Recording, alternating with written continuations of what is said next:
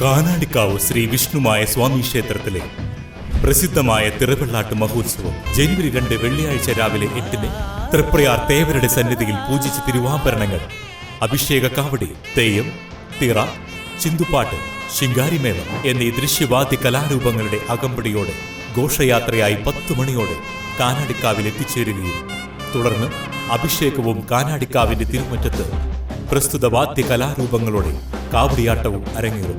പെരിങ്ങോട്ടുകര കാനാടിക്കാവ് വിഷ്ണുമായ ക്ഷേത്ര സന്നിധിയിലേക്ക് ഏവരെയും സാദരം ക്ഷണിക്കുന്നു. All Kerala tailors association Chandrapini unit convention നടത്തി. ചന്ദ്രാപിനി VK കുമാരൻ സ്മാരക സാംസ്കാരിക നിലയത്തിൽ നടന്ന കൺവെൻഷൻ AKTA ജില്ലാ വൈസ് പ്രസിഡന്റ് ജോസ് തേറാട്ടിൽ ഉദ്ഘാടനം ചെയ്തു. യൂണിറ്റ് പ്രസിഡന്റ് KK ഗോപാലകൃഷ്ണൻ അധ്യക്ഷത വഹിച്ചു. കയ്പമംഗലം ഏരിയ സെക്രട്ടറി ബിന്ദു ഷാജി സംഘടനാ റിപ്പോർട്ട് അവതരിപ്പിച്ചു. യൂണിറ്റ് സെക്രട്ടറി EP ജെയിംസ് പ്രവർത്തന റിപ്പോർട്ടും ട്രഷറർ TS ബേബി വരവ് ചെലവ് കണക്കും അവതരിപ്പിച്ചു. ഹസീന, ഷേർലി സുരേഷ്, നസീറ മുഹമ്മദ് എന്നിവർ സംസാരിച്ചു. ചടങ്ങിൽ എടത്തിരുത്തി ഗ്രാമപഞ്ചായത്തിലേക്ക് മത്സരിച്ച് വിജയിച്ച AKTA മെമ്പർ കൂടിയായ ഗീത മോഹൻദാസിനെ ചടങ്ങിൽ ആദരിച്ചു. SSLC പരീക്ഷയിൽ ഉന്നത വിജയം നേടിയ വിദ്യാർത്ഥികളെ അനുമോദിച്ചു. എല്ലാ തൊഴിലാളികൾക്കും ലഭ്യമാകുന്ന രീതിയിൽ സംസ്ഥാന കമ്മിറ്റി അതിനെ സ്ഥിരപ്പെടുത്തി. അപ്പൊ ആ രീതിയിലേക്ക് മാറാൻ കാരണം എന്തുകൊണ്ടാണ്?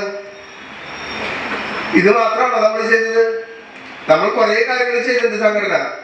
സംഘടന ചെയ്ത എല്ലാ കാര്യങ്ങളും താഴ്ത്തട്ടിലോ മറ്റു മെമ്പർമാരോ ഇത് കൃത്യമായി അറിയുന്നില്ല. അവരതിനെ പഠിക്കാനോ അതെന്തുകൊണ്ടാണ് അത് ചെയ്തത് എന്നറിയാനോ ഒന്നും അവർക്ക് താല്പര്യമില്ല. കാരണം ഞാൻ പറഞ്ഞ